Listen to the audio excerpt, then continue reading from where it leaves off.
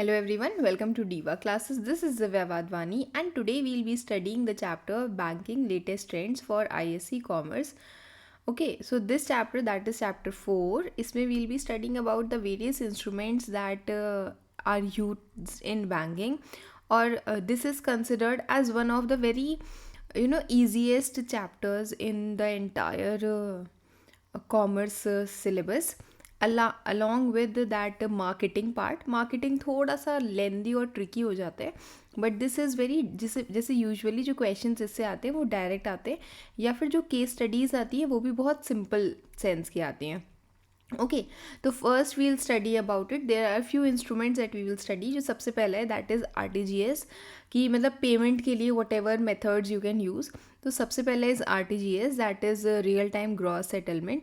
तो when we talk about RTGS, it is a fund transfer system that is usually takes place for that is usually in a real time और gross basis. अब real time का मतलब होता है कि there is no waiting period. gross settlement का मतलब होता है कि जो transactions हैं वो 1 to 1 होते हैं. it is not bunched all together जैसे कि नेफ्ट में होता है. ठीक है, this is more instant settlement method use for high volume payment. Okay, तो there are a few advantages of it, कि सेफ होता है, सिक्योर होता है, like because of the different types of pin that is asked in it. Then they have amount cap set by as RBI. तो मतलब nothing that minimum limit, maximum limits are not given in this. ठीक, minimum we will study अभी.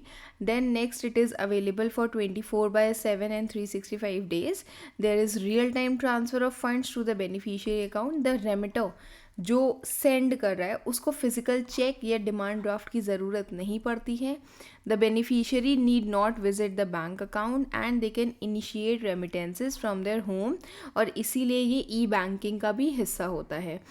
Okay, and the transaction has a legal backing. Then it is not available in all bank branches. it is only available in CBS bank branches. CBS जहाँ से आप वो bank branches जहाँ पर this core banking solutions की अगर एक जगह पर है तो ये जितने भी बैंक्स हैं उसको हम एक्सेस कर सकते हैं फ्रॉम एनीवेयर.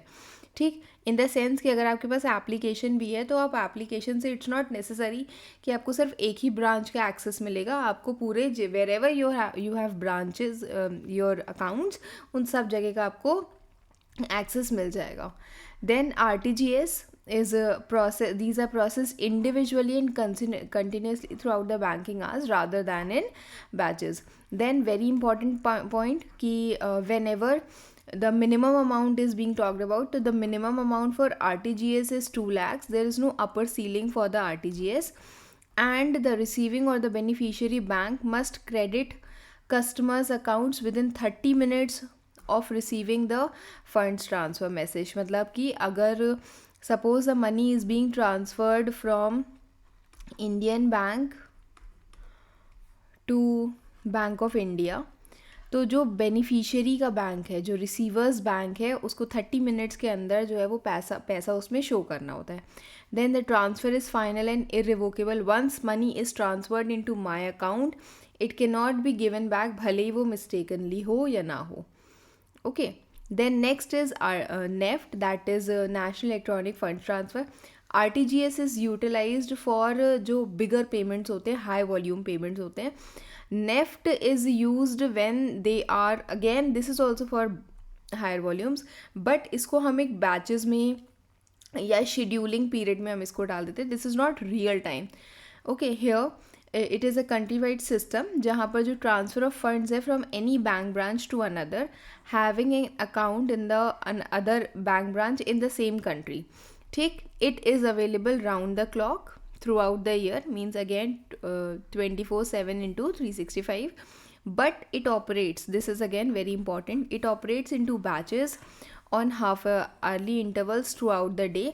मतलब when you talk about scheduling, आपको कोई पैसा है जो आपको शेड्यूल करना है, कि आप सपोज़ करो you are the manager in an organization and you feel like कि हमको 7 तारीख को 7th of मार्च को ही सैलरी जो है सबको ट्रांसफ़र करनी है, तो in such case you are going to schedule it कि 1 करोड़ का सैलरी डिस्ट्रीब्यूशन है, तो वो सारी चीज़ें वो उसी दिन होंगी. That is why this NFT is used. IMPS अगर हम उसकी बात करें तो उसके कंपैरिजन में इसकी जो कॉस्ट होती है वो भी कंपैरेटिवली कम होती है, because fees is minimum, nominal. Okay, any NEFT transactions initiated within the designated settlement time has to wait for the next settlement time. मतलब कि इसमें हाफ ईयरली बैचेस में इसको किया जाता है. जैसे अगर सुबह 9 बजे से 9:30 के जितने भी बैचेस हैं, 9 से 9:30, तो वो 9 से 9:30 के बैचेस जो है वो 9:30 पर प्रोसेस होंगे. फिर 9:30 से 10 के जो बैचेस हैं वो जितने भी ट्रांजैक्शंस हैं वो 10 बजे प्रोसेस होंगे. तो हैंस वो हाफ आवरली बैचेस में उसको किया जाता है, बल्क करके उसके बाद उस ट्रांजैक्शन को प्रोसेस किया जाता है. ओके, अब bank branch must be NEFT enabled. Then an individual or firm can make use of NEFT without having a bank account by depositing the cash. तो इसकी भी अभी we will study about the minimum and maximum limit. Then in order to receive funds through NEFT, an individual's bank must also be NEFT enabled. There is no minimum or a maximum limit of NEFT. They take place in batches. This is important. Usually जो difference between पूछा जाता है ना, वो आपसे इसी के basis पे पूछा जाता है. That cannot receive foreign remittances and the receiver of funds has to pay no charges. Then NEFT is an online fund transfer system that was introduced by RBI. ये basics उसका introduction है 2005 में. Okay, this transfer system operates on a deferred net settlement basis, under which the amount will be settled in batches at a particular time. Then the question is, who can use NEFT? So account holders and non-account holders can use. A person without any bank account can also use fund transfer by depositing cash in the nearest branch of the remitting bank. Then non-account holders, they can make transfer through with a minimum amount that is restricted to, maximum amount that is restricted to ₹50,000. ठीक, मतलब अगर देखो एक question इसमें दिया हुआ है कि a trader wants to transfer funds electronically through NEFT but he does not have a bank account. What is the maximum amount he can transfer? So what is the maximum amount? It is ₹50,000. हो सकता है book में 49,000, 48,000, 49,999 लिख दिया हो, but still it is 50,000. Okay, then is immediate payment service, that is IMPS. So when you talk about IMPS, it is like other two are regulated by RBI. It is a service that is given by NPCI, National Payments Corporation of India. तो it allows people to send and receive funds in real time. ठीक, जब हम small instant payments की बात करते हैं, small instant payments I should say, उस time पर we use IMPS. By IMPS का फ़र्क इतना होता है कि इसमें जो है वो चार्जेस होते हैं. ये सिर्फ तब प्रेफर होता है, हाईली प्रेफर्ड मेथड होता है. रीज़न बिहाइंड इस कि इसमें मतलब minimum limit is not given. ठीक, the major reason behind it is that it is available 24/7 365 days. That makes it highly flexible and dependable. Then इसकी जो डेली लिमिट है, ठीक, that is ₹5 lakh, means per transaction limit जो है वो 5 लाख है. Then it is flexible in nature. It can be use any time any place. Multi platform support इसको मिलता है, इन द सेंस कि it can be done through online banking which will require bank accounts beneficiary of the beneficiary, जैसे account number, IFC code. तो these are, it can be done through applications also and the websites also.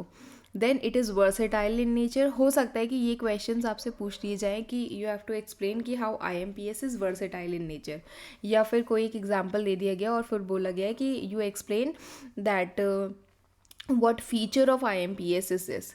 ठीक, तो IMPS is versatile in nature because it serves other purposes, जैसे कि making payments for online shopping, online merchant payments, insurance premium payment, OTC over the counter payments, fee payments. तो these are the examples that you can study when you are talking about IMPS का versatility. Easy to use.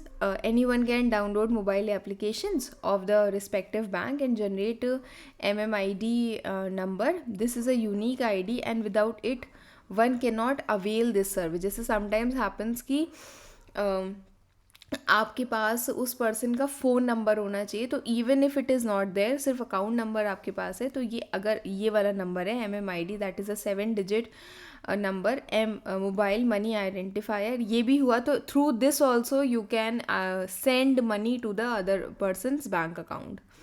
Okay, then it is a fast money transfer. It has mobile alerts, that is through the messages. ठीक, it charges for fund transfer from a minimum of 2.5 to maximum 25 rupees are also there.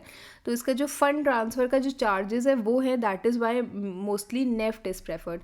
Then difference between is given of all these, that the full form is given. The payment mode can be online, offline, and IMPS is online.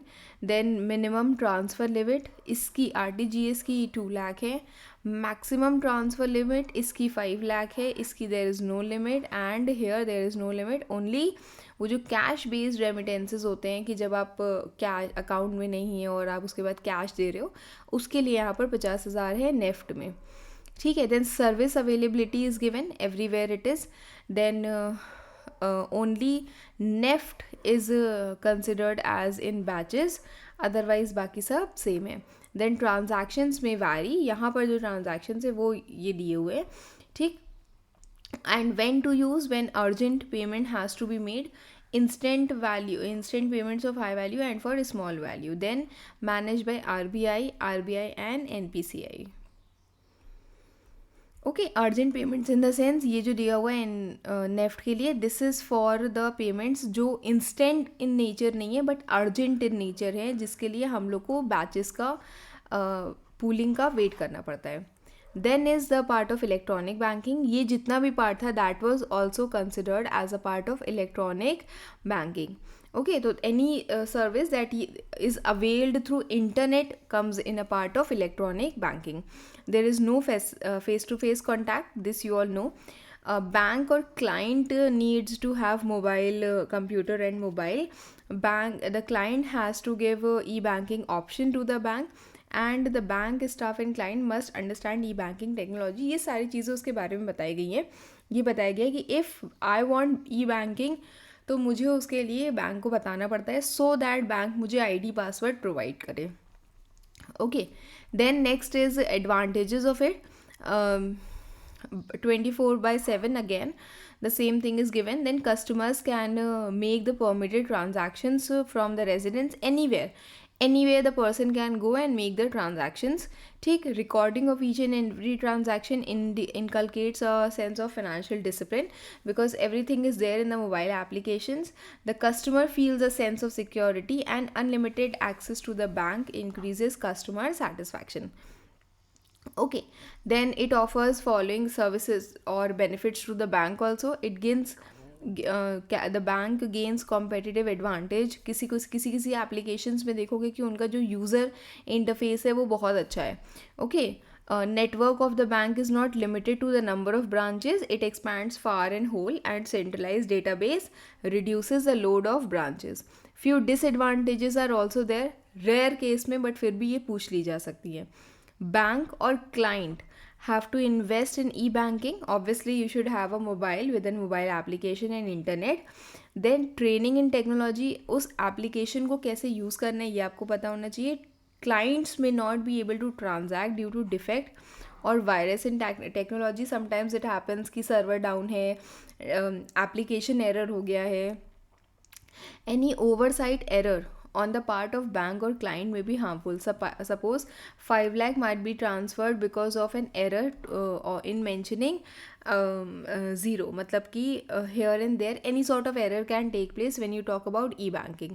ठीक. तो there are a few forms of e-banking, जिसमें सबसे पहला is electronic fund transfer system, that is sender जब payment करता है तो sender's के बैंक से, पेमेंट सिस्टम से, रिसीवर के बैंक से रिसीवर तक होकर के जाता है.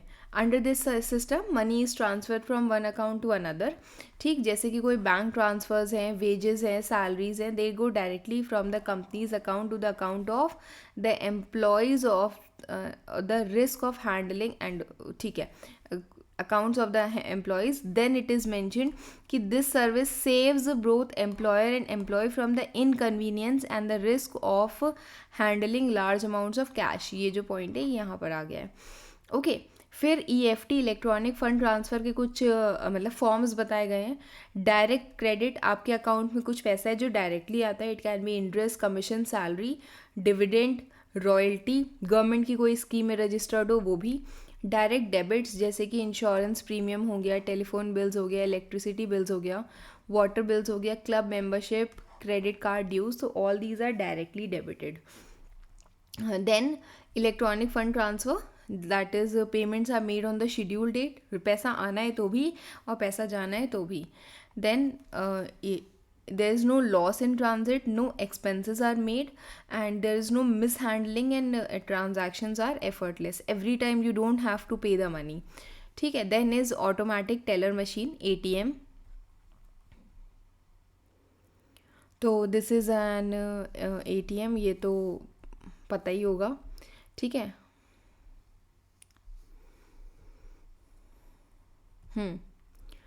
तो the first one, automatic teller machine, the customer can withdraw and deposit the money with the help of machine by inserting his or her ATM and typing his personal identity number, that is PIN. It operates 24/7 and it is much less costly and less time consuming than the human teller, means the bank employee. ओके, तो उसका ही यहाँ पर चीज़ें बताई गई हैं. Then is the part of debit card. ठीक, तो this is card holders number, name, CVV number, expiry date. CVV पीछे दिया हुआ है. Okay, then these are the card number. तो ये इस डेबिट कार्ड्स होते हैं. Debit card that is used for depositing the money in the bank. Only if you deposit the money, then only you are going to get the debit card issued. The card holder can make immediate payment, मतलब कि goods से immediate payment कर सकते हो goods की, only if you get the cards, and the service can be availed through debit card. Whenever you want to issue a debit card, आपके account में पैसा होना चाहिए to get the debit cards. ठीक, जिसका पेमेंट जो होता है वो अकाउंट से पहले कट जाता है. देखो, डेबिट कार्ड और क्रेडिट कार्ड यूजुअली कब पूछा जाता है आपसे? पहली चीज़ आपसे डिफरेंस के फॉर्म में पूछा जाएगा. Second thing, question can be कि a person is there who wants to avail the facility of internet और कार्ड. ठीक, जिसके लिए वो उसके अकाउंट में पैसा है and the person wants to get a card issued. तो वो कौन सा कार्ड होगा जिसमें उसको पेमेंट पहले करना पड़ेगा? That is debit card. Payment बाद में करना पड़ेगा, दैट इज़ क्रेडिट कार्ड. ठीक, the card holder has to deposit the money with the issuer of the debit card. The card holder contains the issuer of the debit card, means the bank की बात हो रही है. तो उसके पास पैसा हमें डिपॉजिट करना पड़ेगा. कार्ड में नेम, एड्रेस, फ़ोन नंबर, मतलब ये सारी चीज़ें उसमें होती हैं बट एक्चुअली कार्ड में इट इज़ नॉट विजिबल. ठीक, then the card can be use to spend money up to the deposit made by the card holder. Then जितना भी पैसा मतलब आपके अकाउंट में, आप उतना ही सिर्फ उसको विड्रॉ कर सकते हो, पे कर सकते हो. कार्ड होल्डर को does not get any credit facility कि हम उसमें से थोड़ा सा उधार ले लें. No, it's not possible with the debit card. The card holder has to pay some charge on the credit card every year. Some 200 to 50 rupees are deducted. Then the card holder can buy things from time to time, and card holder may get some incentives and discounts only if you want to avail that. ठीक है. Then next is credit card. It is also the same as debit card, बस the person having a good reputation can go and get a credit card from the bank. They don't need to have money in their bank account to get a credit card, but usually ऐसा होता नहीं है. But yes, it is a type of overdraft facility. Okay, तो this is the name, photo in signatures. वैसे ये चीज़ें होती नहीं, बस बुक में ये लिखी हुई थी कि हाँ ये चीज़ें क्रेडिट कार्ड में होती हैं, but this is not actually there. Then the credit card can buy goods and the card holder can buy goods and services with the help of credit card. बस जो पेमेंट है वो होता है वो बाद में होता है. The card holder must enjoy good reputation. There is no need to deposit the money in advance. They may be asked to open an account.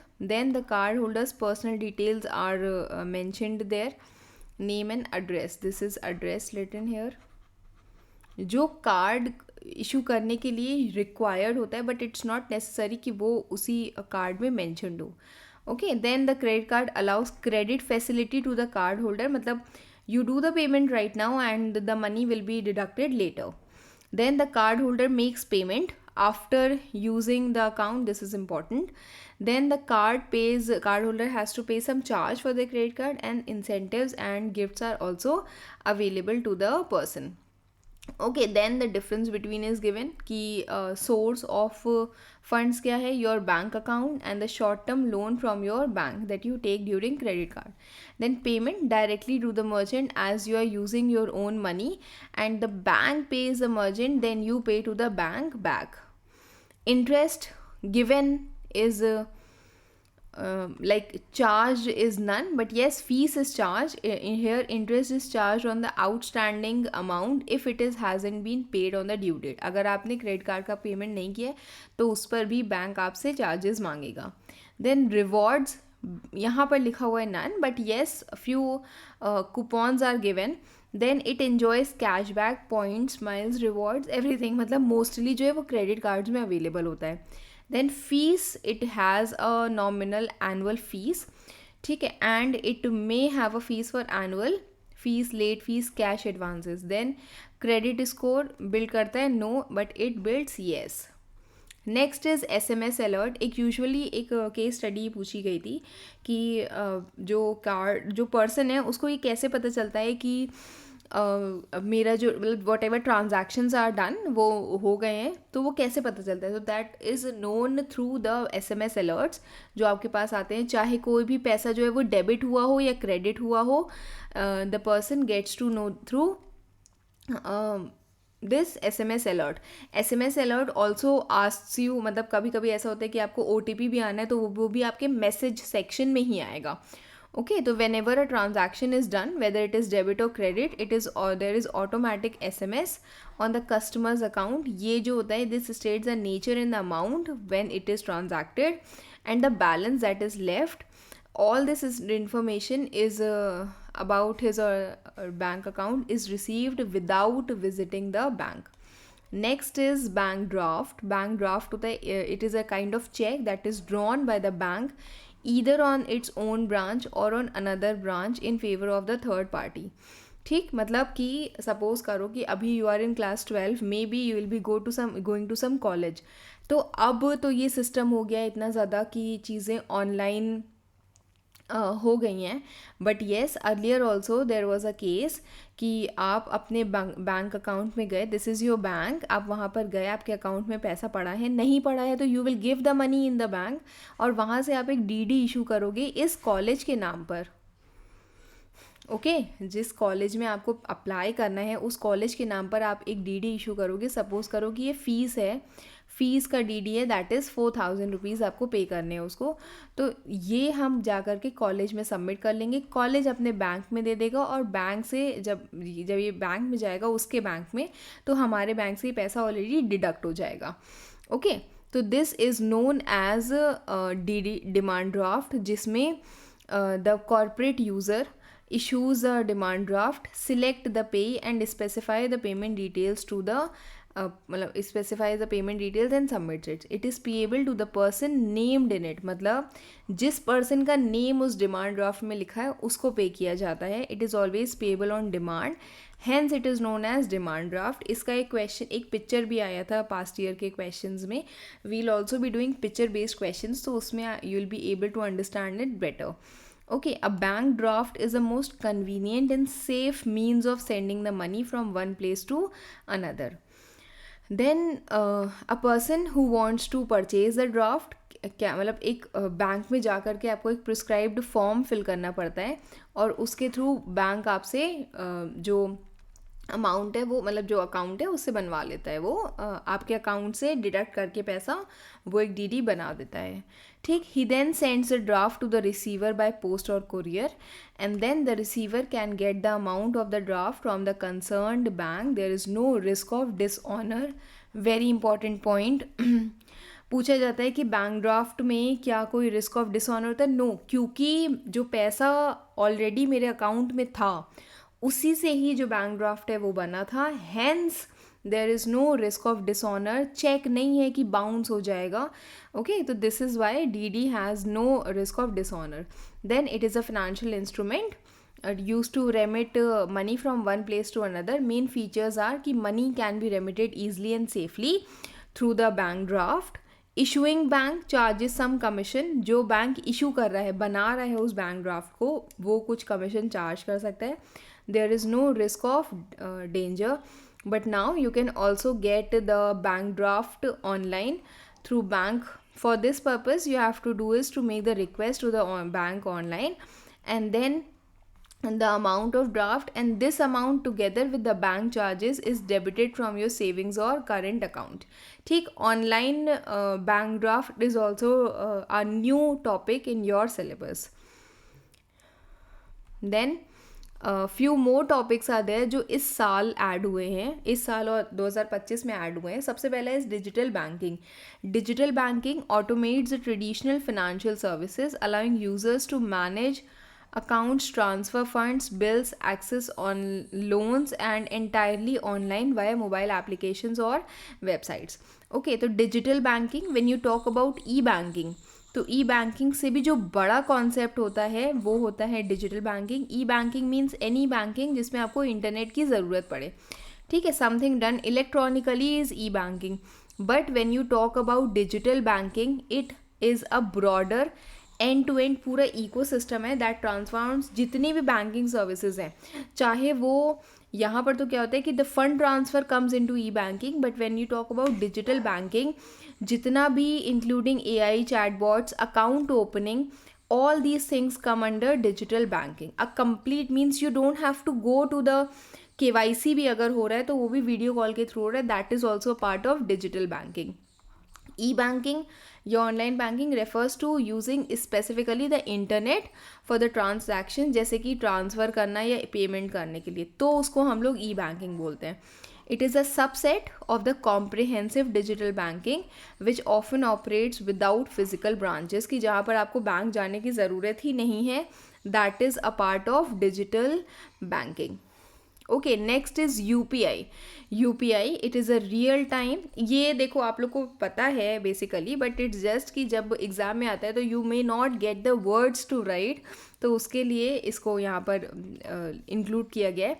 It is a payment interface that is a real time payment system developed again by NPCI, national payments corporation of India, in India to allow users to transfer funds between bank accounts via mobile devices. ठीक, आप different applications use करते हो तो वो जो platform होता है उसको हम UPI बोलते हैं।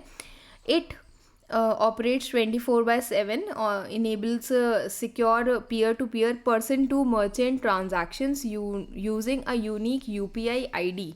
या तो आप QR कोड पर डालते हो, या तो आप फ़ोन नंबर पे भी डालते हो, और या फिर आपके पास उसकी पर्सन की UPI ID होनी चाहिए, जिसमें इट्स नॉट नेसेसरी कि आप उसका बैंक अकाउंट डिटेल्स जो है वो शेयर करो। ठीक है, हमें अगले पर्सन का सपोज करो कि कहीं से भी जाकर के इवन आप 10 रुपये का भी सामान ले रहे हो, तो इट्स नॉट नेसेसरी कि आपके पास उस पर्सन का बैंक अकाउंट हो। इसीलिए ही just a mere scan of the QR code, that is again a quick response code. ठीक, पूछ लिया जाएगा तो फिर you need to know quick response code, और उसी को ही इशू करके, उसी को ही स्कैन करके you just send the money.